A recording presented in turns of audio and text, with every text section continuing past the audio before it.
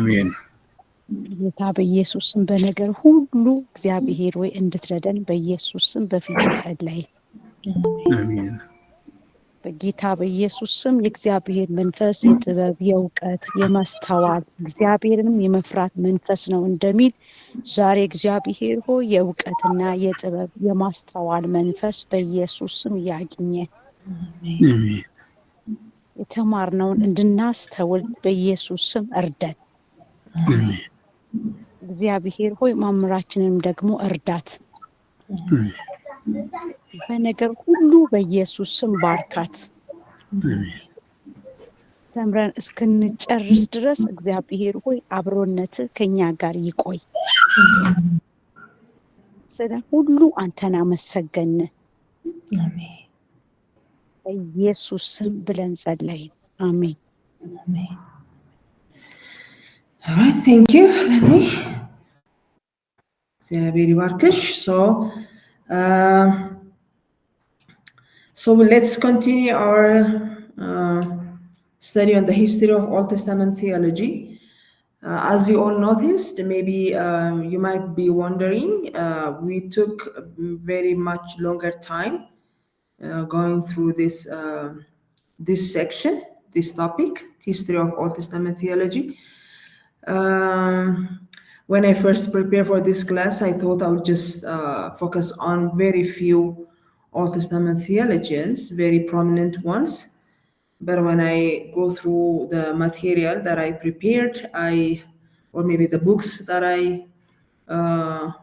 used as a textbook for this course, I thought maybe we need to take a very good amount of time focusing on the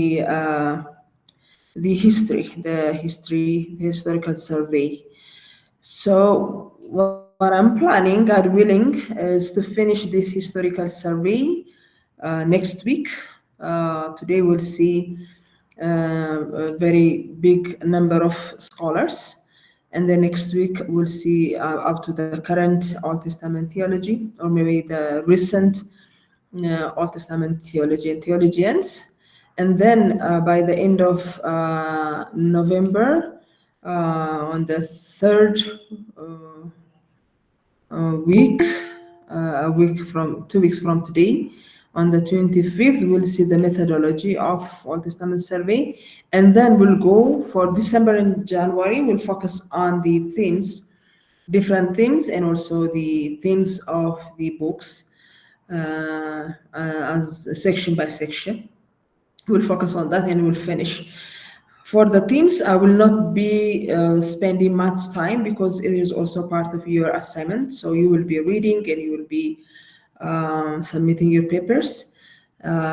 So I'm not going to take much amount of time on that as I did on the historical part. So we have seen the liberal and conservatives up to last time. Who was the last author we saw last time? The last theologian was let's see, it was Ohler, and we also saw the strength of conservatives. We focused on mostly on conservative theologians, and we saw their weaknesses and their strength, and also where the liberal and conservative theology, where their standpoints. And we saw also the importance of single theme that was the focus of Old Testament conservative Old Testament theologians. So we saw four liberals and 4 conservative scholars. But now, starting from today, we will focus on this period from 1878 up to 1920 is the first section, and then from 1920 up to 1960 will be the second section.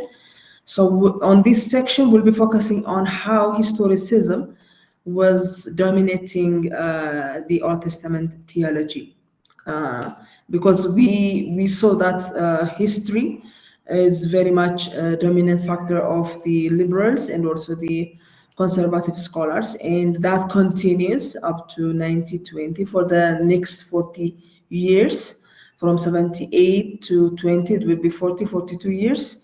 Historicism dominates the Old Testament theology. So when we start with this section, we'll be focusing on Wellhausen and Julius Wellhausen. I know most of you, almost all of you, who've gone through theological studies, especially Old Testament theological study, must know this individual. He's not, I don't think he's very new to most of us as a theology student. He is very prominent Old Testament theologian, and his theology impacted not only during his time, but until the 90s, he was very much dominant. It is only recently that scholarship is now not really taking him or his proposals very seriously, but he was very dominant. So Julius Wellhausen, he published a kind of prologue to the history of ancient Israel in 1878, and that publication or that material, that work changed and set the course of all studies related to scripture. So his contribution, or maybe his publication, very much dominates any studies in relation to scripture. He was very dominant scholar. So no segment of biblical studies, not even those related to the New Testament, was unaffected by its influence. So he was not only influencing the Old Testament studies, but also the New Testament studies. He was very much, his hypothesis was very much influential in the scholarly world of scripture studies. In many ways, his volume dictates a large portion of the agenda in Old Testament research to this day. So meaning to this day, to the day of this book was written, and this material was, or the notes I am using is very much focused on Paul Hausen's material. So he's very much dominant. So one of the things, or one of the unique things, or one of his abilities was to synthesize the findings of earlier scholars into a readable and unified whole. So he did not come up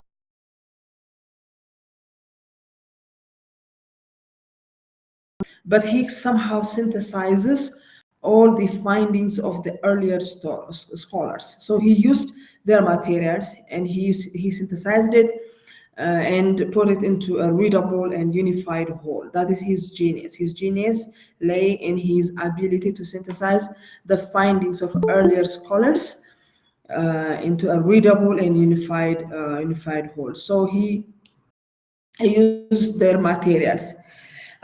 So when he was unifying these are his standpoints, and he took different theories or different theologies or different conclusions from different scholars, and he incorporated that into his material. So he accepted DeWitt's conclusion that Deuteronomy was written in the 17th century BC instead of by Moses. Now, you remember, we saw this. DeWitt very much believes that Deuteronomy was written way after Moses was even, way after Moses' existence, but not necessarily. He's not necessarily saying that Moses was a historical figure. So instead of, now we believe that the book of the Pentateuch, including Deuteronomy, was written by Moses. This is the traditional belief of the Old Testament Pentateuch books. But he says that no, Moses was not the author, but it was written during the 17th century, way after Moses. And Wellhausen also agreed with Vatke's assertion that Israel's religion evolved over time. If you remember, Vatke case conclusion is that Israel's religion evolved from the primitive to the modern, most sophisticated religion. It was primitive, it's natural, focusing on nature, but now it grows to, evolves to the religion that we find in the Old Testament. So he agrees with that case assertion that Israel's religion evolved over time, and which means that to him that complex priestly material like that found in Leviticus was written at the end of Israel's history, and that the Pentateuch was completed after the prophets. So because he took that theory of Vetke that Israel's religion evolved from primitive to the modern religion, he concludes, and he took this, and it means for him is that priestly materials like Leviticus was not a product of Moses, or it was not written during the time of Moses, but it must be written after maybe even the exile by Ezra and other priests. He also concludes that the Pentateuch was completed after the prophets. So it was the prophets who wrote first, not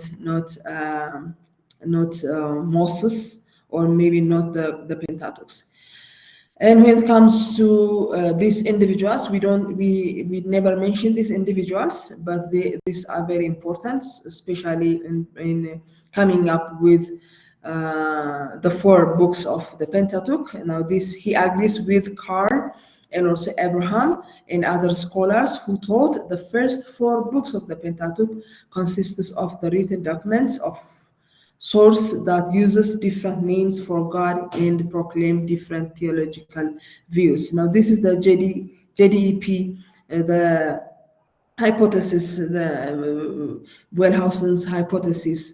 And these individuals and these scholars are saying that the first 4 books of the Pentateuch, meaning Genesis, Leviticus, Numbers, Genesis, Exodus, Leviticus, and Numbers, consists of written documents or sources. They are compiled from different sources. This is how they believe. They are compiled from different sources, and these sources use different names of God and proclaim different theological views. So the J document uses Jehovah for the name of God. The E document uses Elohim for the name of God. So this material, the 4 Pentateuch books, were written using these 4 sources. So it was not Wellhausen who came up with the JDEP hypothesis, but he took, as I said, he took these documents or these theories from different scholars, and he synthesized and put them together. He also agreed with Vatke's view about Hegelian historical theory, and DeWitt's conception about myths were correct. So as he's saying that everything they're saying is correct, and he puts parts from different scholars, and he synthesized it and come up with his own theory. To these notions, Wellhausen adds his own thoughts on the prophets as the founder of ethical monotheistic faith, and on the origin of Israel's religion in nature.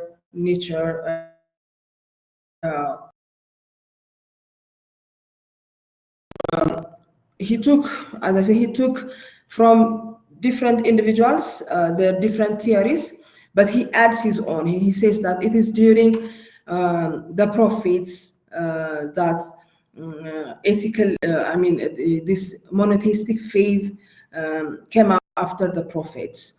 So he says, no, monotheism was not a theology or faith of Moses and the ancient individuals that we find in the Bible. It is the product, or the prophets are the founder of this ethical monotheistic faith, and on the origin of Israel's religion in nature cult. So he also believes that Israel goes through some kind of evolution from nature cults to become a monotheistic nation. So he put all these things together in his material. The synthesis of all these beliefs began with the assumption that Israel religion evolved from roots in nature religion,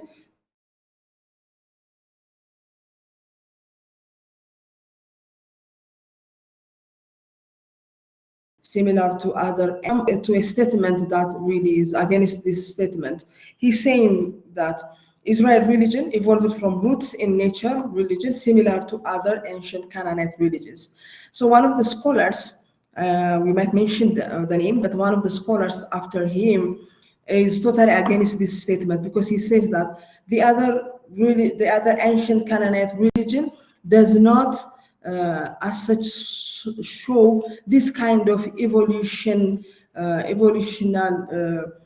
progression or maybe change. So where did Israel bring this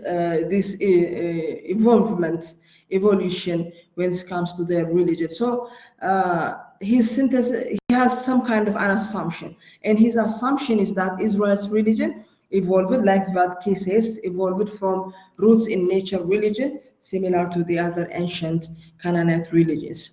From that to that nature religion or primitive religion to ethical monotheism in the prophets, as I said, and also to the early stage of the Pentateuch. So even the Pentateuch for him was written after the exile, after the prophets, to a stronger monotheistic and insistent on the central sanctuary in Deuteronomy and books it influences.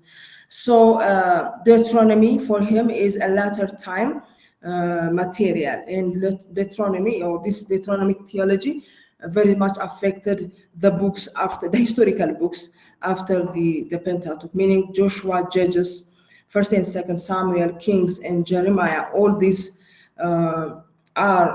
these books are influenced by this Deuteronomic theology, and also Ezra, Leviticus, Ezekiel, and 1st, 2nd Chronicles.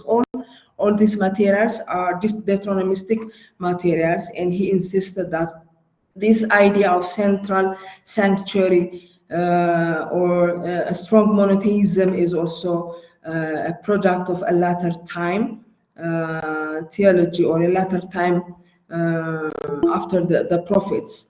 But when we read our Bibles, I know for example, I think we mentioned that this also last week, if you go back and read Exodus, for example, when you read the law, when God gave Moses the law, the 10 commandments, and the first commandment is just worship only me, right? No other, no other idols, no other gods, but it's only me. And this monotheistic idea, they say that it is a product of the prophets and also the latter time Israel's religion. But there are some issues that he's not agreeing with, and these are, and unlike Vatke, who saw his evolution as positive, Wellhausen mourns the loss of the early, simpler religion.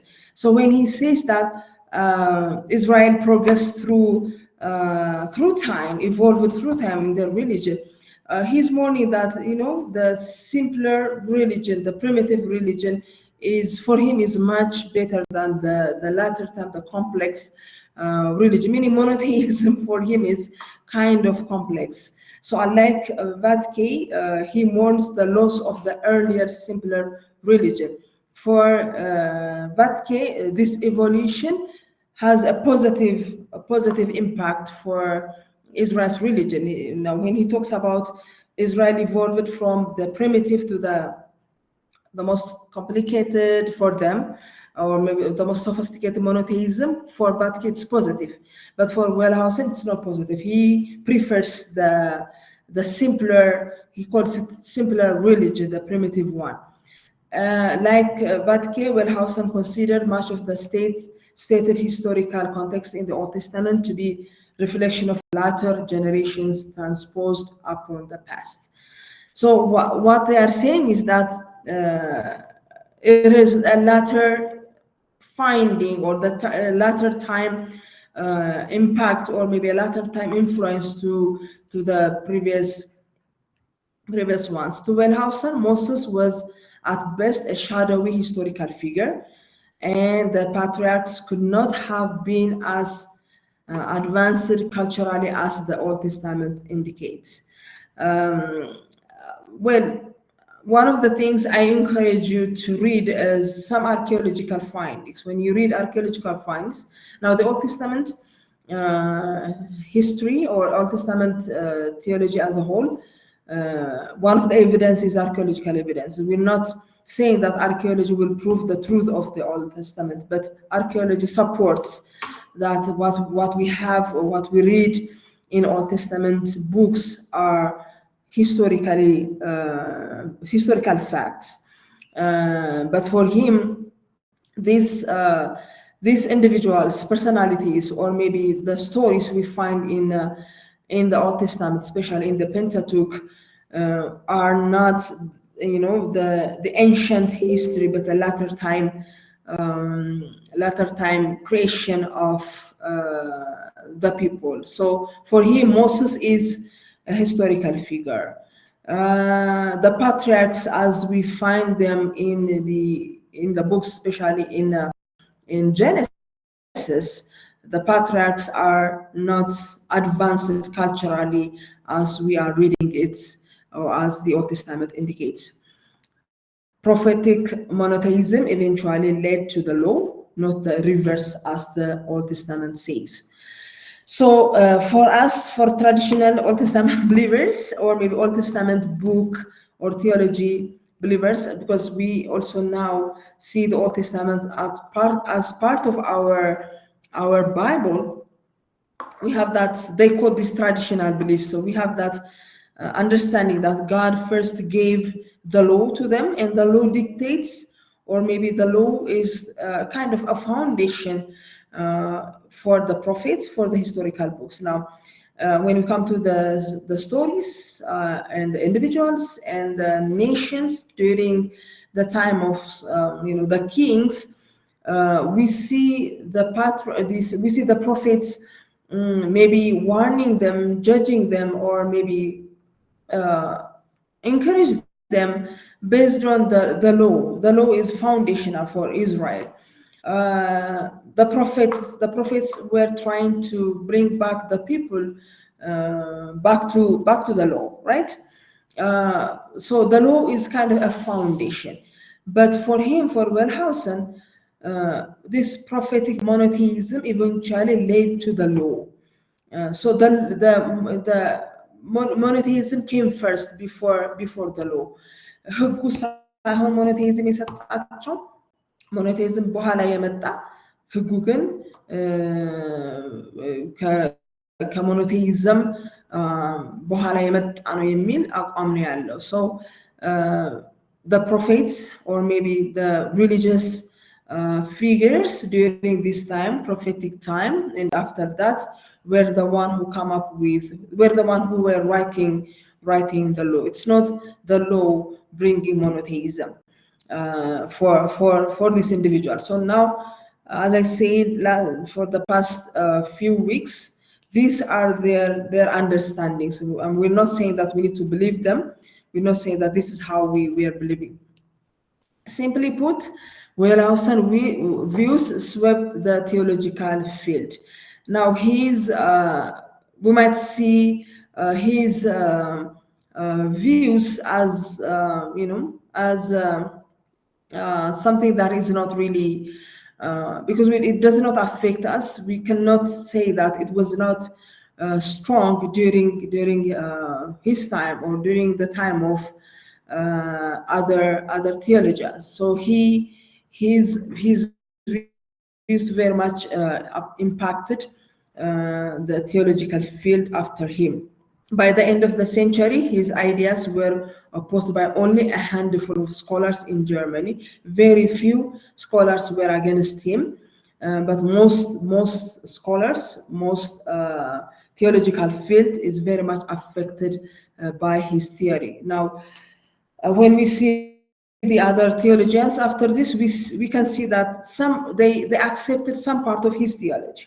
Not necessarily all. They might come up with some areas that they are not agreeing with him, but for the majority, they very much accepted his theory when it comes to the Pentateuch. Now, I don't know if you took Pentateuch criticism class, but in that class, he is the most prominent one, and his theory very much affected theological studies, especially after his publication of Prolegomena in English. Wellhausen's theory quickly came to dominate Old Testament studies in England, even in the United States, which accepted European theology more slowly. Wellhausen made a large impact by 19th century. So the scholars in the United States were they are very slow accepting the European theology, but when it comes to Wellhausen, he very much dominates even the scholars from England, scholars from United States. So he was very much dominant in his time. So his theory goes way after him. So let's just summarize this. We keep on summarizing their theories, but let's summarize the liberals and conservatives era historical approach dominates ያደረገበትን era summarize እናድርገው. What this development means for Old Testament theology was that a strictly historical approach to the subject dominates the scene.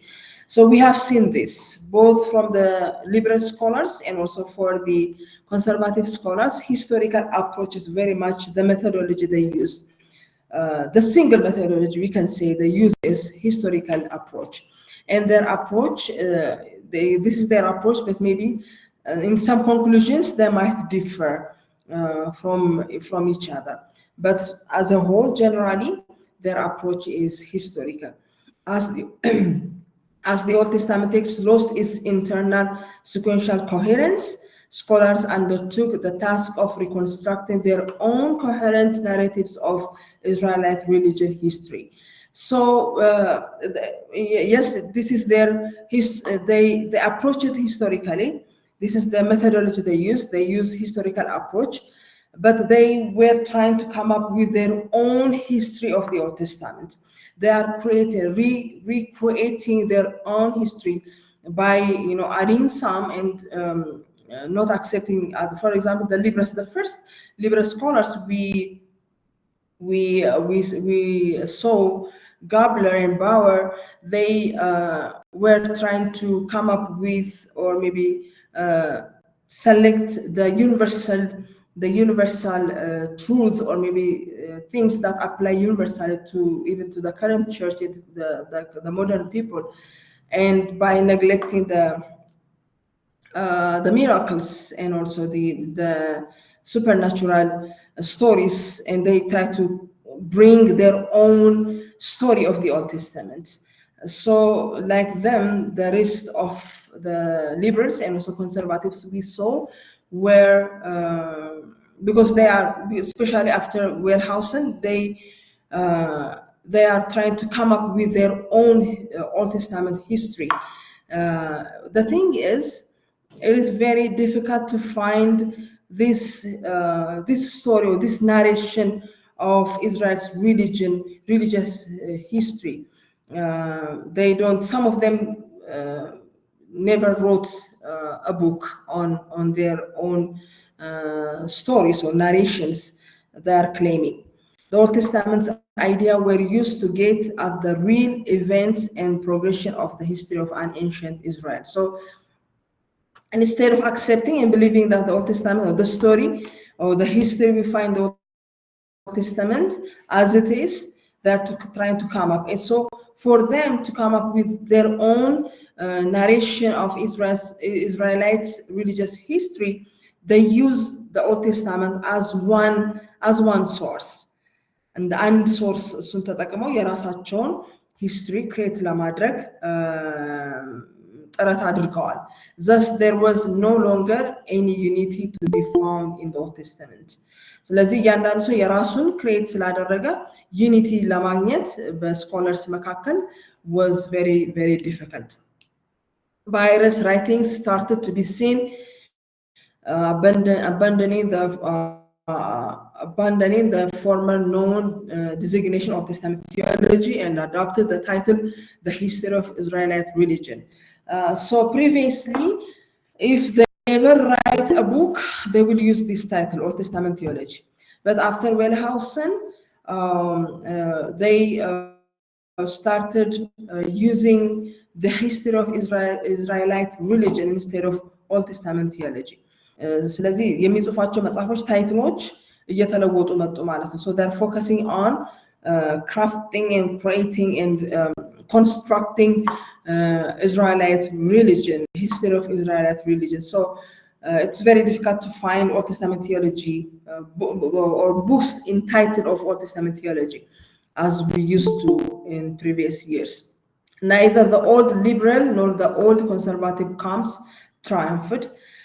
The historical studies, both groups emphasized overrun the various Old Testament theological principles they deemed valuable. So their recreation or their reconstruction very much dominates.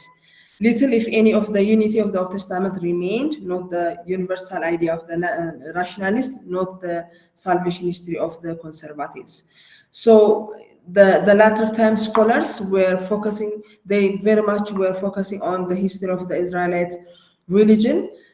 That means that they somehow is neglected, or there somehow is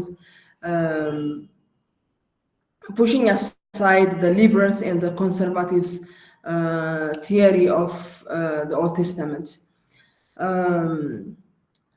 Even DeWitt and Vatke, whose historical ideas Wellhausen used extensively, could hardly have been pleased at the fate of their theological reflections. If they were alive, when they see the latter time writings, they will be disappointed because their views were taken out of proportion. It was taken to the point that they were not as such expecting it. Several books that were actually studies of the history of Israelite religion appeared under the title Old Testament Theology during this area. Yes, when you try to find Old Testament theology, these are the books that you will be finding. Some also were writing under the title Old Testament Theology, but they are actually writing on the religion of the Israelites. Despite retaining this title, Old Testament Theology, however, they actually had more in common with those who choose to use history of religion in their titles than with the founder and earlier developers of Old Testament theology.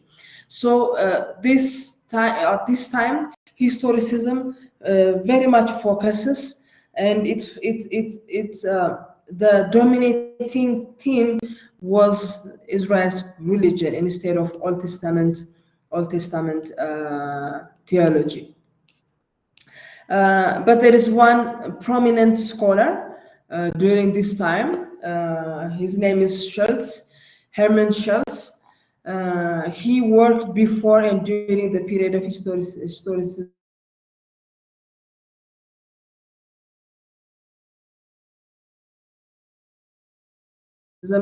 dominance. So he worked before and during this period, and he adopted many of Wellhausen's conclusions about the composition of the Old Testament. And he also maintained contact with older traditions. One of the things that he contributed is that he asserts that the Old Testament is the result of God's revelation, and claims that the one who studies it must be able to bring himself into a living sympathy with the spirit of that religion. So for him, yes, he was working during this time, the time of the historicism dominance, but his belief is that the Old Testament is not as such a workmanship of the latter time Jewish people, but it is a result of God's revelation. So this is very much new. እነኚህ ሁሉ ሰዎች ይህንን ነገር ካሉ በኋላ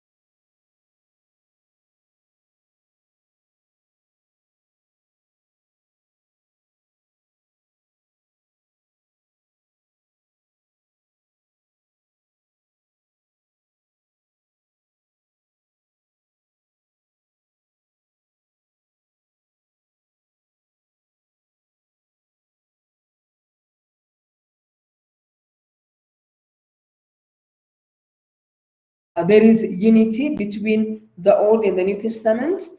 He also focuses on the single theme of the kingdom of God on earth. So when he says that the Old Testament is a revelation of God, that means that the kingdom of God on earth, እግዚአብሔር እየገለጠ ያለው ነገር እግዚአብሔር መንግስት በምድር ላይ የሚል ሲንግል ቲም አፕሮች ይዞ የመጣ ነው። ስለዚህ ሂስቶሪው እንዴት ወደ ተለያየ ነገር እየሄደ እንደሆነ ማየት ትችላላችሁ።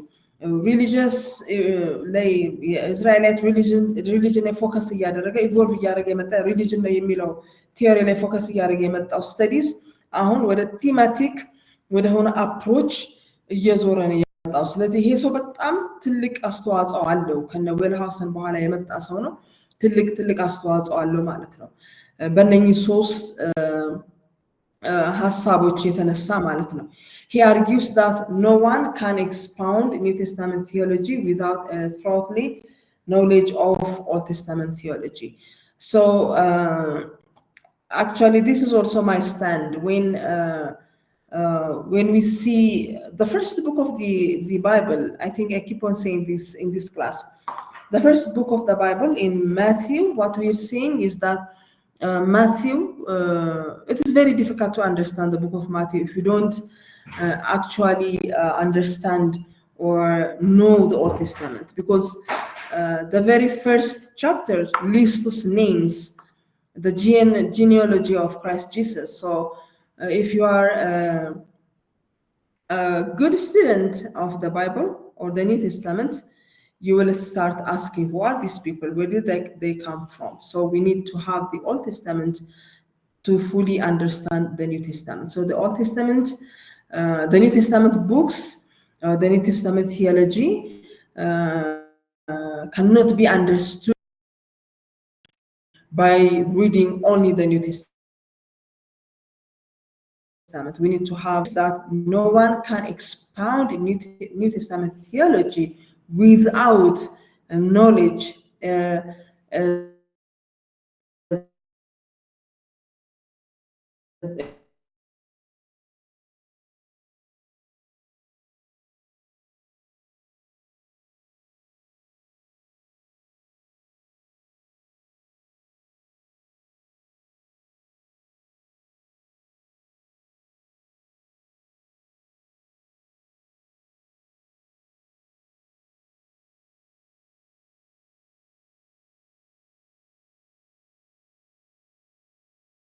and also his people, which is very much important for our faith and practice. The result of these biblical studies are the data that should inform an accurate biblical theology. So his findings and also his theology very much dominates the biblical studies during his time. To demonstrate the validity of this claim, Schultz divided his work into two parts. And the first one is actually, he describes the evolution of Israel's religion, worldview, and concludes concluding section that deals with systematic topics such as God and the world and human race and sin. So even though he's taking the study Old Testament theology to a newer stage, he somehow he did not as such discarded the Israelites' religion materials or theories the scholars before him were focusing on. So he grabs that in one hand, and also he emphasizes on a single theme that unifies Israel's history and theology, parallels to early conservative stressing salvation history as a unifying factor in Scripture. So he's trying to incorporate these two, but his great contribution is that this single theme approach of the Old Testament in order to unify the Old and the New Testament. It also sets a precedent for the future. Just as many historicists followed Kaiser's suggestion about Old Testament theology from history of religion viewpoint, later Old Testament theologians choose to adopt a single theme approach to unify the Hebrew scripture. So his great contribution is that he's focused on single theme approach when it comes to the Hebrew scripture. So from this time onwards, the scholars we are going to discuss focuses on a single theme approach. The reason behind is to show that the Old and the New Testament is actually a unified book. ግልጽ ነው? ጥያቄ ያላችሁ ካለ እዚች ጋር ጋፕ ልስጥ።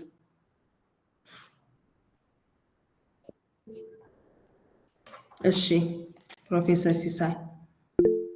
ኦኬ ቅድም የዌልሃውሰን የእሱን ቪው እንትን ስታደርጊ ነበር እና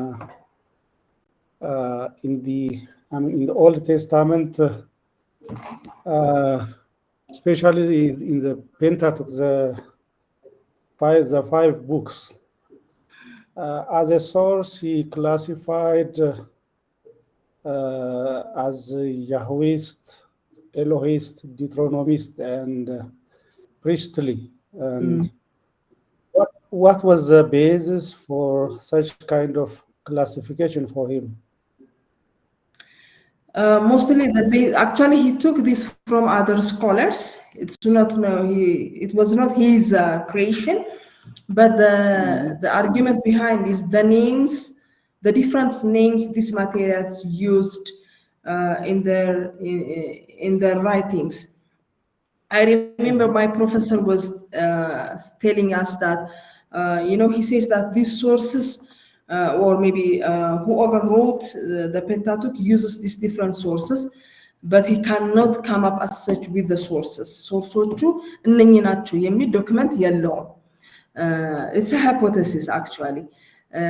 ከዲፍረንት ሶርስስ ተጠራቅመው የተጻፉ ናቸው ይላል እንጂ ሶርሶቹን ኢንዲቪጁዋሊ ብቻቸውን ይሄ ናቸው ብሎ አያስቀምጥም። And his basis is the names they use for God. ለምሳሌ the J materials, he said that this source uses Jehovah for God, the name Jehovah for God. And the JD, the JDEP, the E material is it focuses on the name Elohim.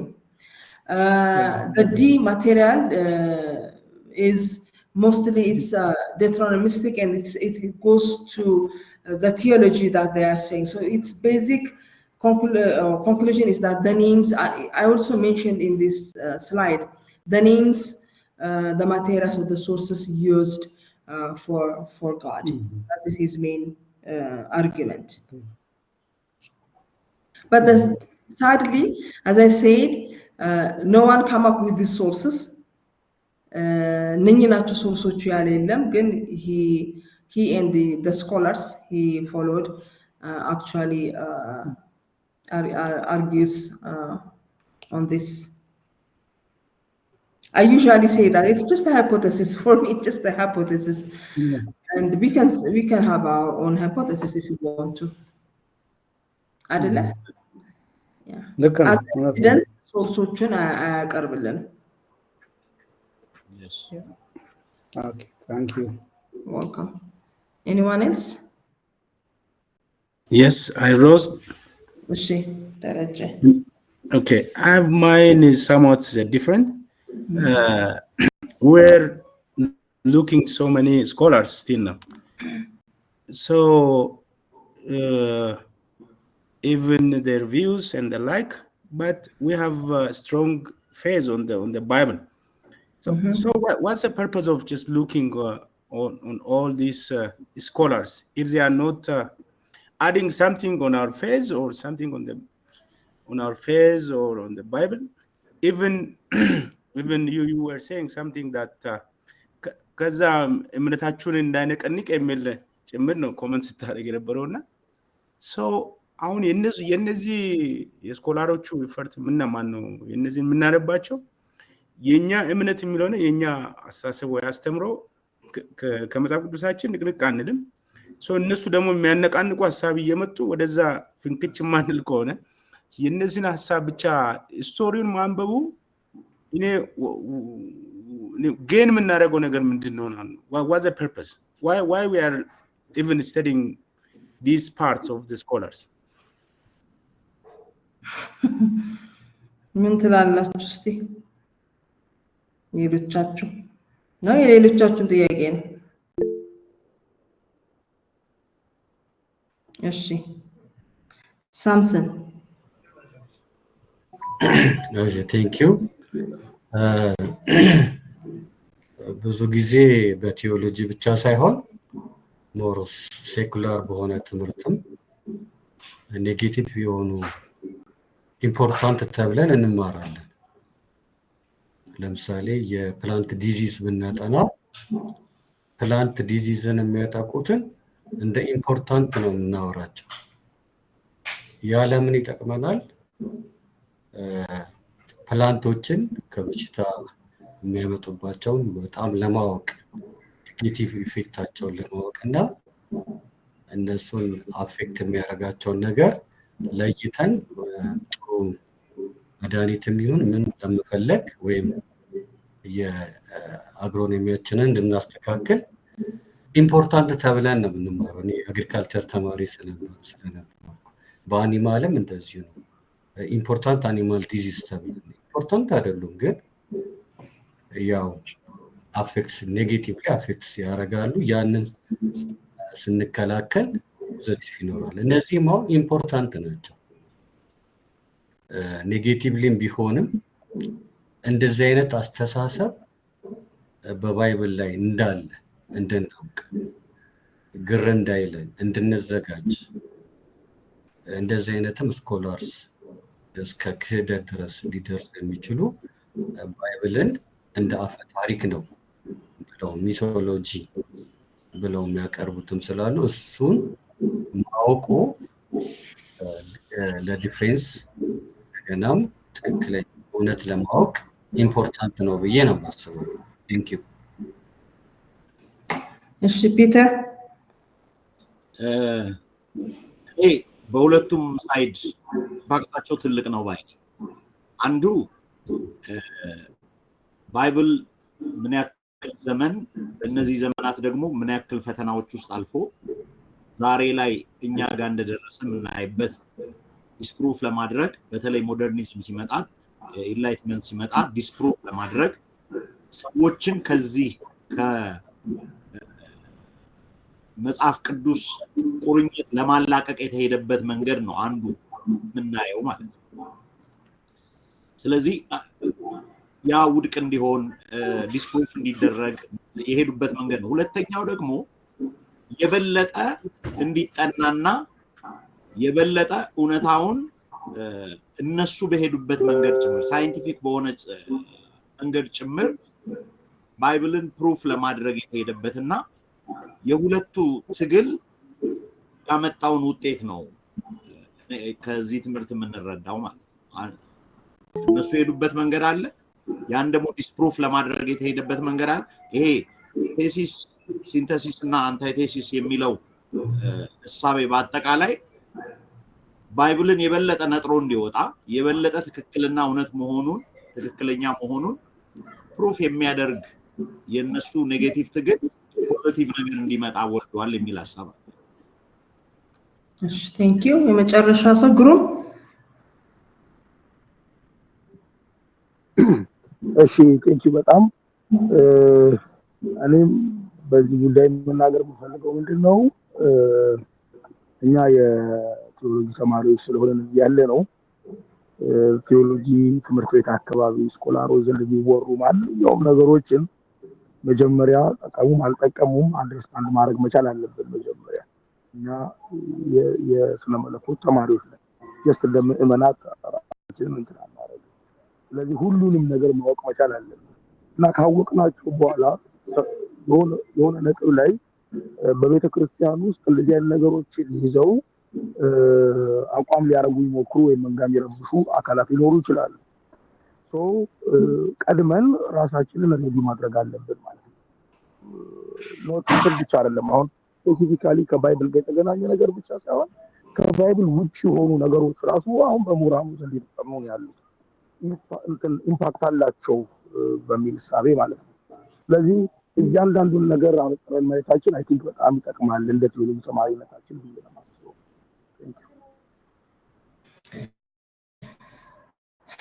እሺ ቴንክ ዩ። እንግዲህ እናንተ ያላችሁት በሙሉ ልክ ነው።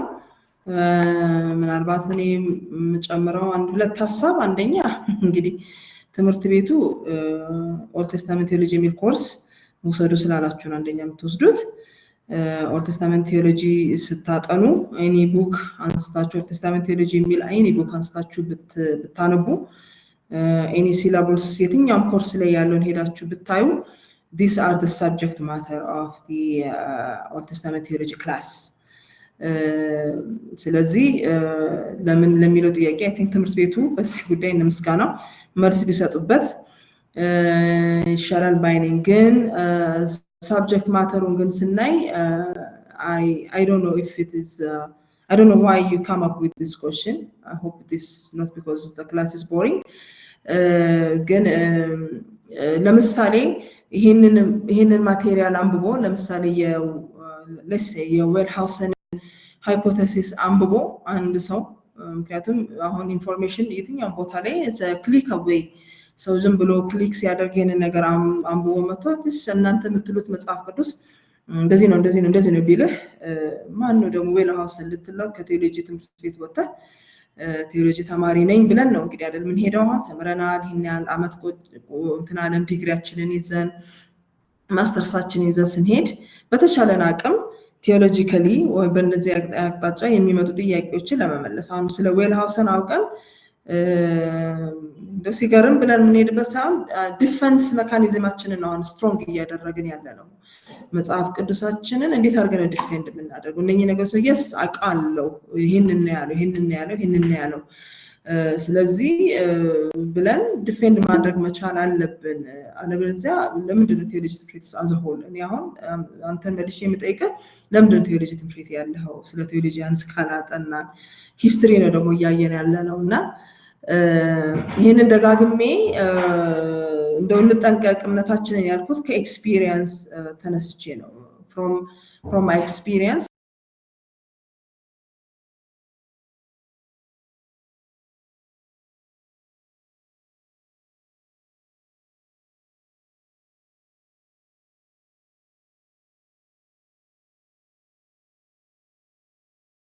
ሰዎችን እንግዲህ ኮርስ ካልሆነ አስፈላጊነቱ ያን ካታየ ደግሞ the other option is to drop the class ብያስባለሁ እና ምስጋናው ከፈቀዱልህ ማለት ነው። anyway let's continue አይደለ ዶክ ዛሬ ትንሽ ተበልና ምናልባት እኔ ያነሳሁት አነሳስ አሁን ዶክተር በመለሹ አግባብ ነው እንጂ ሌላ ወጣ ያለ ሐሳብ ኖር ሳይሆን ለምሳሌ አንዳንዶቹን ታሪክ ቅድም ወንድሞቼ የሚያነሱት ነገር በጣም እጋራል ትክክል ነው። አዘ ሆል እንደ ኮርሱ አይደለም እኔ የሚያነሳውት ማለት ነው። እነዚህ ለምሳሌ ቢብሊካሊ አንዳንድ ስናቸው እንደዚህ ኮምፕሌን የሚያደርጉ ምናምን አሁን አካይ ነው ከቢብሊካሉ ላይ ዘለን የገባ ነውና እነዚህ ቅድም ባነሳሳቸው አረዳድ ካለመረዳት የተነሳ እንጂ አዘ ሆል ኮርሱን ለማለት አይደለምና ወንድሞቼም እናንተ በዛው ብትረዱልኛው ምስጋኑ የሚመልሰውም አይደለም። እኔ እስካሁን የዚህ የታሪኩ እስካሁን የመጣንባቸው ከነቅድሙ እምነታችሁን የሚፈታተን ፕላስ ብቻ ሳይሆን ለምሳሌ ቅድም ከኛ በኦቲ ላይ ከመጽሐፈ ዘዳግም ጋር አያይዘው ቅድም ሲነሱ የነበሩት እነዚህ ሂስቶሪያኖች እንደዚህ ነው የሚያደርጉት እና የሚለውን ቢብሊካሊ ላይ የተቀመጠው ኦርደሩ እኛ በምንቀበለው በተማማር ነው አግባብ ነውና ሶ የነዚህ አሁን እነዚህ ሰዎች እዚህና ወደዚህ ብሎ የሚያስቀምጧቸው ለኛ ምንድነው የሚል ለኔ ትምርቱ የተረዳሁት ሄጂ ያነሳሁት እንጂ ኔጌቲቭ አይደለም በሚለው ተማሪዎችም ዶክተር አንቺ በዛ ብትረጅኝ በሚለው እንጂ አዝሆል ኮርሱ ለማለት አይደለም። እሺ thank you for the clarification። እንግዲህ እንዳልኩት እነኚህ ሰዎች ማቴሪያል ጽፈዋል። አሁን ብዙ ኦልድ ቴስታመንት ቴዎሎጂ የሚሉ መጽሐፎችን አሁን ላፕቶፕ ላይ አሉና እነኚህ መጽሐፎች ስናነብ የነኚህ ሰዎች መጽሐፎች ናቸውና ቴዎሎጂያቸውን ስናነብ ጻፉትን ነገር ስናነብ ወይም ደግሞ ሌሎች አንብቦ ቢመጡ እንዴት አድርገን ነው ዲፌንድ የምናደርገው እንዴት አድርገን ነው የምናስተካክለው የሚለውን ነገር የምናይበት አንዱ ወይ ነው። በዛ መልኩ ብናየው መልካም ነው ብዬ ስላሰብኩ ነው። ኤኒዌይ እንቀጥል፣ ወደ የሚቀጥለው እንቀጥል። እንግዲህ እስካሁን ባየነው በተለይ ዛሬ በጣም ፎከስ አድርገን ያየነው ሂስቶሪሲዝም እንዴት ዶሚኔት እንዳደረገ በተለይ ደግሞ የእስራኤላውያን ሪሊጅን እንዴት ከፍሮም ፕሪሚቲቭ ወደ ኮምፕሌክስ ወደ ሆነው እንዴት ኢቮልቭ እንዳደረገ ሂስትሪ ላይ ፎከስ ያደረጉ ቴዎሎጂያንስ እና ቴዎሎጂካል ፎከስ ነበረው። በዛ መካከል ግን ትንሽ አንድ ሰው ያየነው የሸልትዝን ያየነው ቲማቲክ ላይ እንዴት እንዳተኮረ ያ ማለት ወደ ኦልድ ቴስተመንት ቲዮሎጂ ፕሪቪየስ ወደ ነበረው ወደ ኦልድ ቴስተመንት ቲዮሎጂ እንዴት የመመለስ በርን እንደከፈተ ነው ያየነው። ስለዚህ አሁን በሚቀጥለው ሴክሽን የምንመለከተው the re-emergence of Old Testament theology ነው ከ1920 እስከ 1960 or 57 ድረስ ያሉ አንዳንድ ሐሳቦችን ቶሎ ብለን እናያቸዋለን። So during this time, especially in 1920, Old Testament theology re-emerge ነው ያደረገው focusing Israelites religious history አሁን ወደ ኦልድ ቴስተመንት ቲዮሎጂ ወደሚለው ነገር መጀመሪያ ወደ ተነሱበት ነገር እንደገና ተመልሰው ያ ነገር ሪኢመርጅ እያደረገ እንዴት እንደመጣ ከዚህ በኋላ ቶሎ እያለን እናያለን። By 1920 the atmosphere was much more agreeable to Old Testament theology. And how did Old Testament theology break away from the history of religious approach of an evolutionary approach that human beings are growing into a greater or an improved entity? Now ወደዛ እንዴት ነው እየተለወጠ ያለው የመጣው የሚለው ነገር የምናይበት ሴክሽን ይሆናል ማለት ነው። and ምንድነው እንዲለወጥስ ያደረገው ነገር ምንድነው? what are the factors that contribute to this reversal? እንዳልኩት መጀመሪያ ላይ ትዝ ይላችሁ እንደሆነ ክላሱን ስንጀምር even ከነ ጋብለር በፊት ኦልድ ቴስተመንት ቲዮሎጂ ላይ ዶክትሪን ላይ ሞር ስኮላርሺፕ ያተኩር ነበር። እነ ካልቪንን እነ ሉተርን ብንመለከት ሌሎችን ብንመለከት ዶክትሪን ላይ ኦልድ ቴስተመንት ቲዮሎጂካል ነገር ላይ ሞር ያተኩሩ ነበር። ከዛ በኋላ ግን የመጡት ስኮላርስ ሞስትሊ በጣም እያተኮሩ በተለይ ደግሞ the early 90s and also the late 80s ላይ በጣም ትኩረት እያደረጉ የመጡት ሂስቶሪካል አፕሮች ላይ እንደሆነና ሂስቶሪሲዝም በጣም ዶሚኔት እንዳደረገ በተለይ ደግሞ የእስራኤል ሪሊጅን through time እንዴት ኢቮልቭ እንዳደረገ እዛ ላይ ሞር ያተኮረ ነው። ሶ አሁን ደግሞ የምናየው ነገር ወደ ኦልድ ቴስተመንት ቲዮሎጂ ወደ ፕሪቪየስ ኦልድ ቴስተመንት ቲዮሎጂካል አፕሮች እንዴት እንደተለወጠ ሪኢመርጅ እያደረገ እንዴት እንደመጣ ነው ከዚህ በኋላ የምንመለከተው።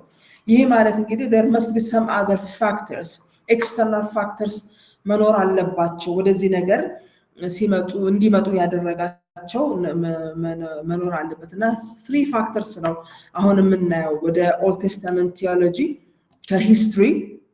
ሂስቶሪካሊ ኦልድ ቴስታመንትን አፕሮች ከማድረግ ይልቅ ቲዮሎጂካሊ አፕሮች ማድረግ አለብን ወይም ደግሞ በጣም ደግሞ ካጠበቡ ነው ቲማቲክ ወደሆነ ቲዮሎጂካል ቲም ወደ ማውጣት እንዴት ነው የሄዱት ወደዛ እንዲሄዱ ምን ገፋፋቸው የሚለውን ነገር መጀመሪያ ብናይ ደስ ይለኛል። ያው እናይና አብረን ደግሞ በዛ ስር የስኮላርስን ኮንትሪቢዩሽንም አብረን እናያለን ማለት ነው። ሶ የመጀመሪያው ኮንትሪቢዩቲንግ ፋክተር ወርልድ ዋር 1 ነው። እንግዲህ this is not politics. Again, one of the things that really surprises me when I study and also when I read Old Testament theology is that, especially during this time in World War II, ላይም ስንመለከት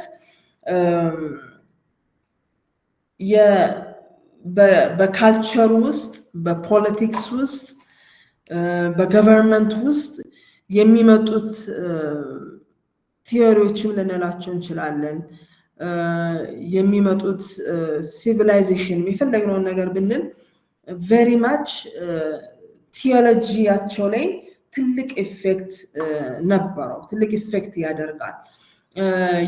እናንተ አሁን የኢንላይትመንት ታይም ስታጠኑ የተለያየ ሲቪላይዜሽን ቸርች ሂስትሪ ስታጠኑ ዓለም እየሄደችበት ያለው ነገር እየመጣ ያለው ነገር በደንብ ሰዎች ላይፍ ላይ የቤተክርስቲያን ላይፍ ላይ ኢቨን ቲዮሎጂካል አቋማቸው ላይ ትልቅ አስተዋጽኦ ሲያደርጉ ማየት እንችላለን። this is also true for the New Testament. New Testament ከሮማን ኤምፓየር ገቨርንመንት ውጪ መረዳት አንችልም አይደለ? ከግሪክ ሲቪላይዜሽን ውጪ ከግሪክ ካልቸር ውጪ ኒው ቴስታመንት መረዳት አንችልም። እና አንዳንድ ነገሮች ካልቸራሊ በደንብ እንትን ያሉ የተቃኙ ናቸው፣ ፖለቲካሊ በደንብ የተቃኙ ሆነው እናያለን። ሶ one of the factors ከሂስቶሪሲዝም ወጥተው ወይም ደግሞ የእስራኤልን ሪሊጂየስ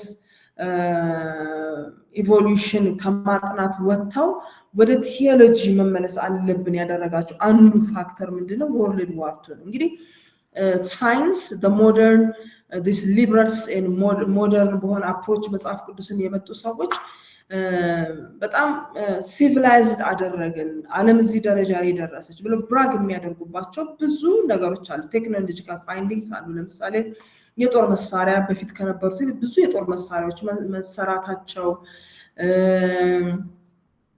ብዙ የጦር ጀቶች፣ የተለያዩ ሲቪላይዜሽን በጣም ሰማይ የነካበት ታይም ነበረ እና ያ በዛ ነገር ብራግ ላይ ያደርጉ ይችላሉ። the change they are seeing modern world እያመጣ ያለው ለውጥ የቴክኖሎጂ ለውጥ ልንላቸው የተለያዩ ለውጦች በዛ ብራግ ላይ ያደርጉ ይችላሉ። ግን እነኛ ቴክኖሎጂካል ፋይንዲንግስ ቴክኖሎጂካል ክሪኤሽንስ ክሪኤቲቪቲስ all of it ዞሮ ግን ሰውን ሲጎዱ ዞሮ ግን ሰውን ሲያጠፉ ያየንበትም ታይም ነበረ።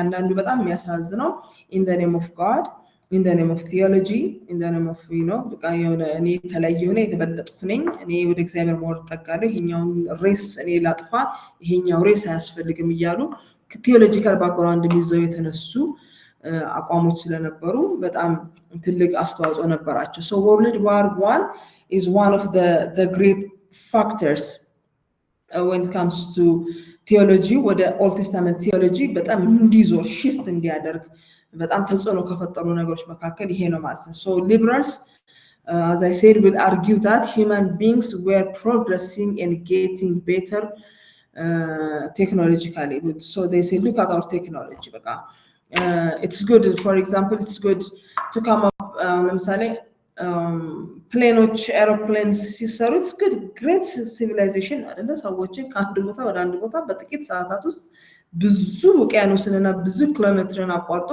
በፍጥነት ማድረስ ትልቅ እንትን ነው። ግን at the same time ደግሞ በዛ ቴክኖሎጂ ጀት የተለያየ ጦር መሳሪያዎች ተሰርተው ደግሞ ብዙ ሰዎች ብዙ ሬስ እንዲጠፉ ሆኗል። so technology it has a positive contribution but also negative contribution. so liberals በዚህ ብራግ ላይ ያደርጉ ይችላል። ቴክኖሎጂ የት እንደደረሰ እዩ ብለው ሊፎክሩብን ይችላሉ።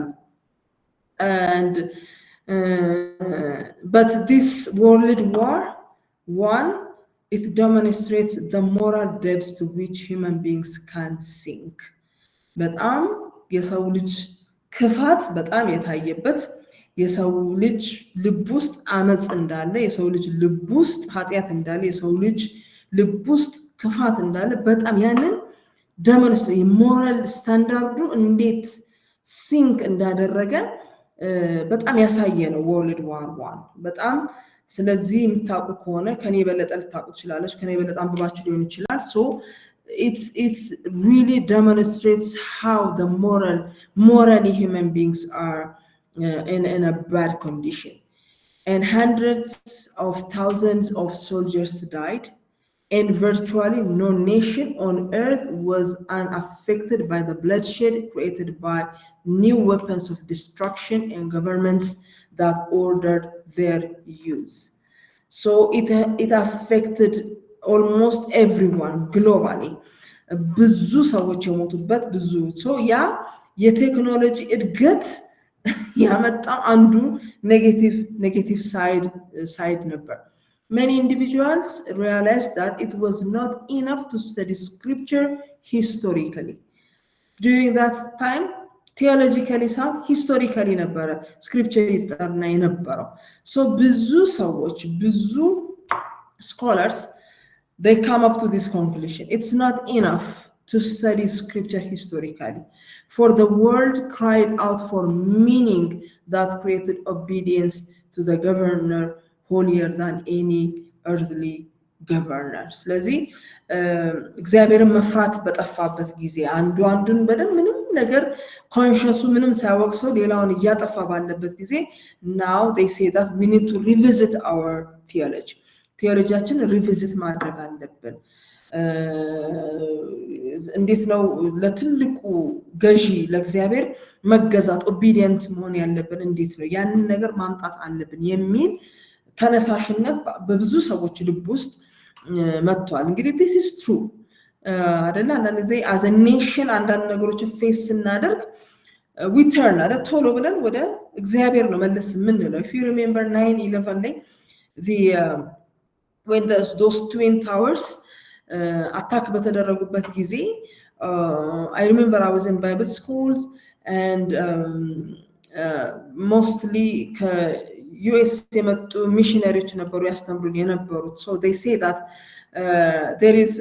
they say that you know sadly it has a positive effect on Christians ሰዎች ወደ እግዚአብሔር እንዲመለሱ ወደ ቤተክርስቲያን እንዲመጡ ጸሎትን እንዲፈልጉ እንዲፈሩ አድርጓቸዋልና በዛ ውስጥ they were trying to come up with negative positive የሆነውን ነገር ለማውጣት ሲሞክሩ አይቻለው even በእኛም ታይም ላይ በእኛም you know history ላይ ብትመለከቱ አንዳንዴ ከውጭ ፖለቲካል አንዳንዶች ውጥር ሲያደርጉን ኦኬ ወደ ጸሎት አይደል ወደ እግዚአብሔር መለስ የምንልበት ጊዜ አለ እንዴት ነው ቴዎሎጂያችን እንዴት ነው ሐሳባችን ብለን ሪቪዚት ማድረግ ያለብን ስታተስ ላይ ወይም ኮንዲሽን ላይ ሲቹዌሽን ላይ ሊያመጣን ይችላል so this is what happened this በጣም ሲቪር የሆነው የሰው ልጅ ክፋት በጣም ግልጥ ብሎ በታየበት በዚህ ጊዜ ላይ አንዳንድ ሰዎች ኦኬ historically Old Testament ማጥናት is not enough we need to revisit our theology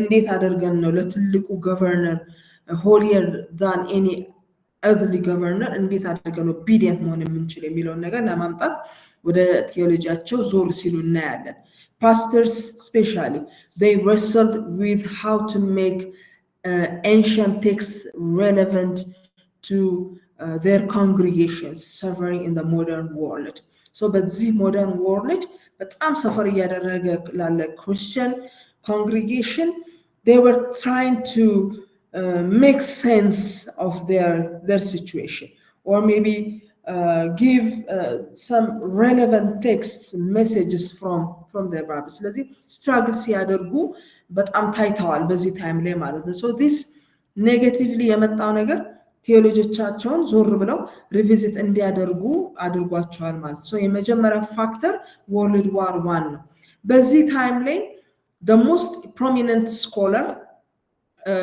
was Karl Barth ይህ ሰው በ19 ላይ ነው የመጀመሪያውን ጽሁፉን የጻፈው and he was the most famous pastor and a Swiss minister serving in Sevenwell who struggled with this issue and he was convinced that theology must once again stress God's revelation in scripture and turn away from focusing on historicism and notions such as the inevitable progress of the human race. So his conviction is that we need to focus on God's revelation in scripture and we need to turn away from focusing on historicism የሚል አቋም የነበረው ሰው ነው so he wrote his commentary on Romans a very prominent commentary and in this commentary he helped turn the theological world back to scripture in the church ስለዚህ የመጀመሪያ ግን አንድ መጽሐፍ ላይ ነው አንድ ኮሜንተሪ ነው የጻፈው ግን it turns I mean ትልቅ shift ነው በቴዎሎጂካል አቅጣጫ ላይ ያመጣው ማለት ነው በተለይ ቤተክርስቲያን እንዴት አድርጋ ነው ስክሪፕቸርን ማየት ያለባት የሚለው ወደ ስክሪፕቸር መመለስ አለባት የሚለውን በጣም ያጎላ ሰው and in this writing sin became the most important topic again and he wrote in his commentary about sin and the need for God አይደል ኮሜንታሪው ሲጽፍ በቃ you can imagine እንዴት አድርጎ ሊጽፍ እንደሚችል I don't know if you ever referred his materials very important book and he focuses on sin the sinful nature of human beings and the need for God and he focuses on that were lost ዛሬ በጣም ፎከስ አድርጎ ተናግሯል ምክንያቱም that is show ታይቷል በወርልድ ዋር ላይ በደንብ የታየ ነገር ነው በሰው ልጅ ልብ ውስጥ ያለ ክፋት እንዴት ወጥቶ ብዙ ሰዎችን እንዳጠፋ በደንብ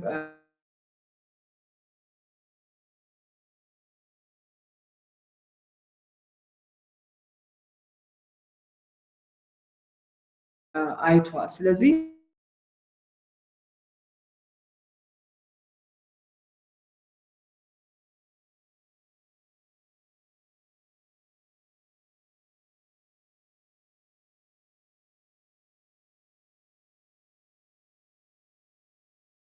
to write the sort of theology he envisioned not to authors from the previous several decades for models but to Calvin, Luther and Kierkegaard ላይ ያተኮረው እነኚህ liberal theologians or conservative theologians we saw or maybe this theologians who focuses on historical approach ላይ focus ያደረጉት ላይ ሳይሆን he went way back Old Testament theology ላይ ያተኮሩ doctrine ላይ የሚያተኩሩት እነ ሉተር እነ ማርቲን ላይ እነ ካልቪን ላይ ሄዱ እንደ አንድ ሶርስ የተጠቀማቸው እነኚህን ሰዎች ነው he also applied his own approach to Hegelian historical and philosophical theory focusing on a dialectical approach to theology in his monumental Church Dogmatic he also wrote Church Dogmatic ላይ ጽፏል ዛሬም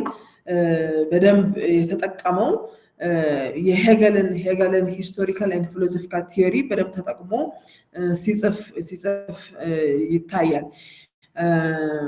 he did not turn to Calvinist or Luther's view on Pentateuchal authorship nor did he champion other conservative viewpoints but he did help move all theological studies back toward scripture which was no small achievement in his era so ትልቁ contribute ያደረገው ነገር ምንድነው Old Testament theology or maybe theological studies ወደ መጽሐፍ ቅዱስ ወደ scripture መመለሱ ነው። That is a great contribution on his side. He also wrote articles on the strange word of the Bible, emphasizing the necessity of preaching and went to war with liberalism.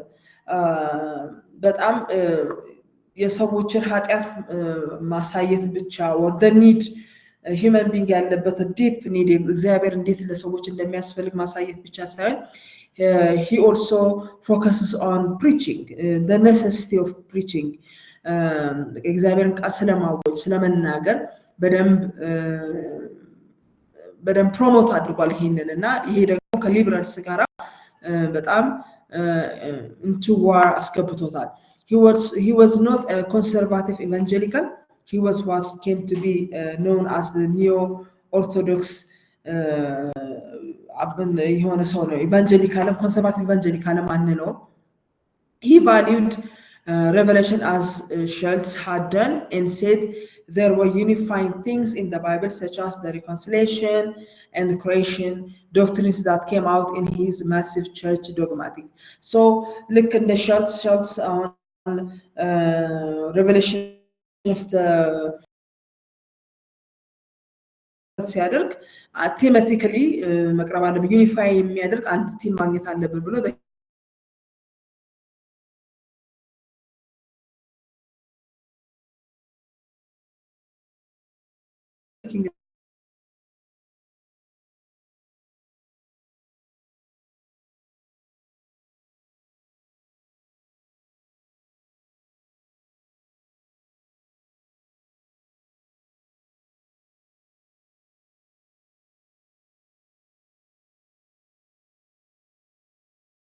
የኃጢአት ዝግ ሪቪዚት ማድረግ አለበት ቴዎሎጂያችን ብሎ የተናገረ ሰው ነው። As I mentioned, there are 3 factors ወደ Old Testament theology ሰዎች እንዲሄዱ ያደረጋቸው 3 factors አሉ። ሁለተኛው ፋክተር ምንድነው? The general loss of faith in evolutionary naturalism. በፊት በጣም ፕሮሞት የተደረገ evolutionary naturalism አሁን እምነት እያጣ በብዙዎች ዘንድ እምነት እያጣ መምጣቱ another factor ነው። And this resulted in a steadily increasing dissatisfaction with the religious historical attempt to explain Israel's religion as but one example of a universal law by which human inevitably progress from animism to ethical monotheism.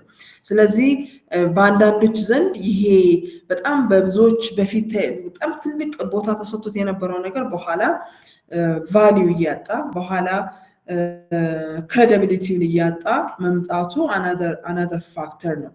The third factor is a challenge on the idea that pure scientific objectivity could reverse historical truth. English scientific approach ሲኖራቸው objectively they are trying to judge the Bible objectively. When we say objectively በሴንስስ ፕሩቭ የማይደረግ ሳይንቲፊካሊ ፕሩቭ የተደረገ ነገር ነው አክሴፕት ማድረግ የምንችለው የሚለው ነገር ላይ ቻሌንጅ መምጣቱ another factor ነው ወደ Old Testament theology ዞር እንዲሉ ያደረጋል because people began to believe that true historical understanding comes from emotionally entering the past, not just observing it. Objectively observe በማድረግ true historically ሆኖ and የሆነ understanding ማግኘት አይቻልም. We need to involve emotionally involve ማድረግ አለብን ሴንሳችን ላይ ወይም ደግሞ ኢሞሽናችን ላይ የሚፈጥረው ነገር መኖር አለበት የሚለው የሰዎች አቋም ሲመጣ ከዛ በኋላ እነኚህ ሳይንቲፊክ የሆኑ አፕሮቾች በጣም ቻሌንጅ እየተደረጉ መምጣታቸው ይሄ አንደርስታንዲንግ እየተለወጠ መምጣቱ another factor ነው ማለት ነው. So more people began to question the evolutionary view of history, echoing earlier conservative critics. Conservative critics የነበራቸውን እንትን በጣም ያጎሉ ሰዎች ኢቮሉሽን ላይ ጥያቄ እየፈጠሩ መጡ ማለት ነው. Dewait's view that deeper truths can exist in stories even if they are not historically exact gains support. If you remember, Dewait says that ሙሉ ለሙሉ ዲስካርድ ማድረግ የለብንም ግን እኛ ላይ ያለውን እንደ ፖኤቲክ ማቴሪያል ያታናቸው እኛ ላይ ያለውን ኢሞሽናሊ እንዴት ነው አፌክት የሚያደርገን ስቶሪ የሚለው ነገር ያንን ማውጣት አለብን የሚለው ነገር እንደገና ሪቫይቭ እያደረገ ሲመጣ እናያለን። biblical texts were no longer dismissed as false simply because they did not match historical facts match ስለማያደርጉ ዲስሚስ መደረግ የለባቸውም። rather እንዴት ነው ሳብጀክቲቭሊ እኛ ላይ ያላቸው ተጽዕኖ ምንድነው የሚል አንደርስታንድ እንግዲህ የሰዎች ያመለካከት እንግዲህ ከተለያየ ፋክተር አንፃር ያመለካከት ለውጥ እየመጣ ሲመጣ እነኚህ በፊት የነበሩት አፕሮችስ ቦታ እያጡ ፕሮግሬሲቭሊ ሲመጡ እናያለን። ሶ በዚህ ታይም ላይ የተነሱ የተለያዩ ስኮላርስ አሉ እነኚህ ነገሮች በጣም ፕሮሞት የሚያደርጉ ማለት ነው። one of the scholars is Kong 2022 በዚህ ታይም ላይ የመጀመሪያው ኦልድ ቴስታመንት ቴዎሎጂ የተጻፈው በዚህ ሰው ነው። the first Old Testament theology written in this period reflects the struggle to modify existing notion of history and thus balance history and theology. እንግዲህ ሂስትሪው የነሱን ሂስቶሪካል አፕሮችን ሪሊጂየስሊ ኢቮልቭ እያደረገ የመጣን የሚል ሂስቶሪካል አፕሮችን ባይቀበሉም ግን ሂስትሪውን ሙሉ ለሙሉ ዲስካርድ ማድረግ ግን ደግሞ አልፈለጉም አይችሉም። ምክንያቱም we find stories histories in the Old Testament ስለዚህ ያንን ሂስትሪ እና ቴዎሎጂን እንዴት አድርገን ነው ማስታረቅ የምንችለው የሚለውን ነገር ነው በጣም አሁን ፕሮሞት እየተደረገ የመጣው ማለት so the first scholar who wrote Old Testament theology is Kong and he's trying to bring balance between history and theology. Like several of his predecessors, his Old Testament theology endeavored to show how historical analysis informs theological reflection. Look in the conservative scholars. ከዚህ በፊት እንደነበሩት scholars ከሊብራስ በተለየ መልኩ historical analysis must inform theological reflection ብሎ ሁለቱን ለማስታረቅ ሲሄድ እናያለን። He insists on the revelatory nature of scripture and value of Old Testament theology. Old Testament theology for dogmatic theology was not new. It was not new. A conservative አንዱ አፕሮቻቸው ይሄ ነበረ። ስቶሪውን ሙሉ ለሙሉ ዲስካርድ ከማድረጋችን ይልቅ ስቶሪውን ይዘን ከዛ ውስጥ ቴዎሎጂያችንን የሚደግፍልን ነገር ማምጣት አለብን ብለው እንግዲህ አይተናል ከዚህ በፊት ክላስ ላይ። So it was not a new invention with him, but he was trying to bring this in his writings. It had just been some time since this idea had been given a fair hearing. እንዳልኩት ኮንሰርቫቲቭስ በዚህ ሀሳባቸው አልቀጠሉም። እንደ ሂስቶሪሲዝም ላይ በጣም ዶሚኔት ያደረጉት ሰዎች በጣም ብዙ ጽሁፎችን እየጻፉ ሲመጡ ኮንሰርቫቲቭስ were kind of put aside. ከፒክቸሩም ሲወጡ እናያለን። ግን he was the first person to bring back this approach of the scripture. Though Kong's work opened the door for a renewed theological emphasis in Old Testament theology, the history versus theology debate continued for some time. ስለዚህ በዚህ በሁለቱ በሂስትሪ and theology በሚለው መካከል ያለው ዲቤት በጣም እየቀጠለ እንደመጣ ማየት እንችላለን። So the next two scholars will see debated on history እና theology የሚለው ነገር ላይ እንዴት ባላንስ እናደርግ የሚለው ላይ ዲቤት ያደረጉ ሰዎች ናቸው። So these two scholars is Isfildet and Ecordet, two German scholars. The first scholar Isfildet argues in 1926 that historical and theological analysis of scripture must be kept separate. Now this is his analysis, or maybe this is his view. Historical and theological የሆኑ አናሊሲሶች ስክሪፕቸርን በተመለከተ ሴፓሬት መሆን አለባቸው። አንዱን የሚደግፍ ነገር አይደለም። ሴፓሬትሊ ማየት አለብን። ምክንያቱም ሂስትሪም የራሱ የሆነ ፐርፐዝ አለው፣ ቴዎሎጂም የራሱ የሆነ ፐርፐዝ አለው። ሁለቱን ማስታረቅ አንችልም፣ ሴፓሬትሊ ማየት አለብን የሚል አቋም ይዞ የተነሳ ሰው ነው። After all, he says that studying the Old Testament historically means using the same tools historians used. ሂስቶሪያን የተጠቀሙትን the same tool ተጠቅመን ነው ኦልድ ቴስታመንት ሂስትሪን የምናጠናው that is በቃ እንደዛን አፕሮች የምናደርገው የምንመዝነው ትክክል ነው ትክክል አደረገ የምንለው በሴም tools ስንጠቀም ነው የሚል ሐሳብ አለ and he said history is an objective discipline that just gives us the facts ፋክቶችን የሚሰጠን ኦብጀክቲቭ ነው ሰብጀክቲቭ መሆን የለበትም ኢሞሽናችን ጋር ማምጣት የለብንም የሚል አቋም ነው ያለው for him he says that theology is different for him theology comes through faith not just by imagining what others felt so he is saying that we need to separate these two history እና theology separate ማድረግ አለብን የሚል አቋም ያለው ሰው ነው I honestly try to understand him and I wonder how one can do this history እና theology ለያይተን እንዴት አድርገን ነው በእንደዚህ አይነት መልኩ ልናስቀምጥ የምንችል የሚለው ነገር I wish I could know how he come up with this theory or maybe the things or the he መጽሐፎቹን ቲዮሪውን በደንብ ይሄን ነገር ልጅት አድርጎ ጽፎልን ባየው which ones he says history which one he says theology የሚለው ነገር but that his conclusion for him theology is about being deeply moved and humbly responding to something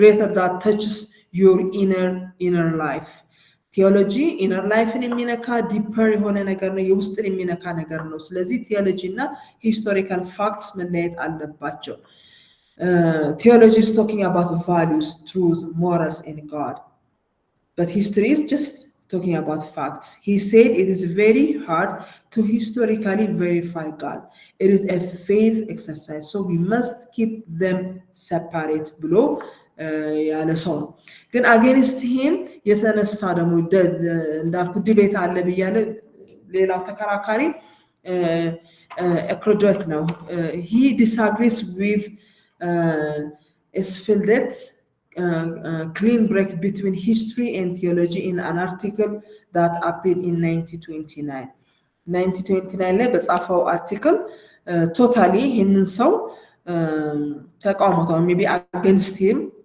stand on አቁሟል and he admits that historical research might help us understand the text better but it does not produce faith yes he agrees on that historical facts they don't produce faith but they help us to understand the text better that's he admits faith as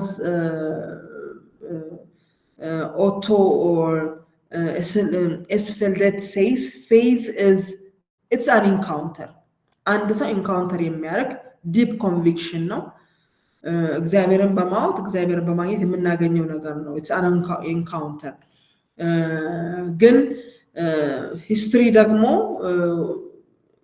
according to Herodotus history ምን ያደርግልናል ያንን ፌዛችንን more understand እንድናደርገው ቴክስታችንን more understand እንድናደርገው የሚረዳን ነገር ነው verify የሚያደርግልን ነገር historical facts ማለት ነው but it does not produce faith የሚል አቋም ነው ያለው faith involves something deeper an inner conviction or spiritual response that goes beyond what historical evidence alone can provide now if you go to higher universities በጣም በዓለም ደረጃ የሚተዋወቁ ትልቅ ዩኒቨርሲቲዎች ላይ ብትሄዱ Old Testament or maybe scripture and subject የሚያስተምሩ ሰዎች ልታዩ ትችላላችሁ በደንብ ኦራተር ሆኖ በደንብ ሊያስተምሯችሁ ይችላሉ but that does not necessarily mean that it really affected them in the history ብቻ አይተው የሚያስተምሩ ሰዎች ሊገጥሙ ይችላሉ affected ሆነዋል in a deeper way እነሱ ነክቷቸዋል ስንል ያልነካቸው ሰዎችን ልናገኝ እንችላለን so deeper የሆነ conviction faith የሚሉትን ነገር ኦር ቲዮሎጂ የሚለው ነገር የሚያመጣልን ነገር ምንድነው? ያ ኢነር ኮንቪክሽን ነው። ኢንካውንተር በማድረግ የምናመጣው ኮንቪክሽን ነው። ግን ሂስቶሪካሊ የተጻፉ መጽሐፍቶች እነኚህ መጽሐፍ ቅዱስ ቴክስቶች ግን ያንን እንትናችንን የበለጠ አንደርስታንድ ለማድረግ የሚያስቀምጡልን ነገር ሶ አክሮዴት የሚለው ነገር ምንድነው? faith is it involves something deeper ከሂስቶሪውን በአይምሮ ከማወቅ ያልፋል። እንትናን ወለደ እንትና ታሪክ እንደዚህ ነው ከግብጽ ወጡ ይሄ ሆነ ብሎ ስቶሪውን ናሬት ከማድረግ እምነት ያልፋል። እምነት is deeper than that. It's an inner conviction ነው spiritual response ነው የሚል አቋም አለው እና ሶ መጽሐፍ ቅዱስን አንበባችሁ እናንተ ያላችሁ አፕሮች እኛ እንደ as believers of the Bible ያለን አፕሮች ወይም ደግሞ መጽሐፍ ቅዱስ እናንብኛ ላይ የሚፈጥርብን ነገር አለ አይደል? እንደ ስቶሪ ብቻ yes historically verified የሆኑ ፋክትስ ነው የምናነበው፣ ግን እንደ ሂስትሪ ብቻ አይደለም የምናነበው። ኢሞሽናሊ አፌክት እያደረገን እምነታችንን እያጠነከረልን የሚሄድ አፕሮች አለ። ግን አንዳንድ ሰዎች ጀስት ብሪግ አድርገው እንደ ሂስትሪ ብቻ ሊያነቡት ይችላሉ እና ግን faith is deeper than knowing the history and narrating the history. But Claudette called for cooperation between historians and theologians. እነኚህ ሁለቱን ደግሞ ማስታረቅ አለብን የሚል understanding and አቋም ያለው ሰው ነው ይሄ ሰው። He asks that history help lay a cross section through the developed whole in order to demonstrate the inner structure of the religion and mutual relation of its various contents. Inner structure ማግኘት አለብን። ሂስትሪው ላይ inner structure ማግኘት አለብን። This inner structure will then aid in uniting the Old Testament various theological contexts. For him, this inner structure is the theology or the theological teachings we find in the Bible. Even if history makes this data available, history cannot make the data normative. For each person must make that theological decision themselves. So ሁለቱን ማስታረቅ መቻል አለብን። ሂስቶሪያንስ እና ቲዮሎጂያንስ መታረቅ መቻል አለባቸው። አንዱ አንዱን የሚደግፍ ነው የሚል አቋም ያለው ሰው። ይሄ ሰው በጣም ልክ እንደ ዌልሃውሰን በኦልድ ቴስታመንት ቲዮሎጂ ስተዲ ውስጥ በጣም አስፈላጊ ሰው ነው። በተለይ ሂስ ኮንትሪቢዩሽን በጣም ግሬት ናቸው። In his own way, as significant as Wellhausen into Old Testament theology, he argues that there is no reason to separate theology and history because both inform the other. አንዱን በደንብ ኢንፎርም ስለሚያደርግ separate ማድረግ የለብንም ብሎ የሚያምን ሰው ነው። He claims that written history requires selection. No historian tells you everything that a person did. መጽሐፍ ቅዱስን እንደ ሂስቶሪካል ቡክ ብቻ አፕሮች እናድርገው ካለን we will fail because they don't tell us yes they wrote some historical facts, they don't tell us in detail everything about an individual or maybe about a nation or any event they are writing. They are very much selective.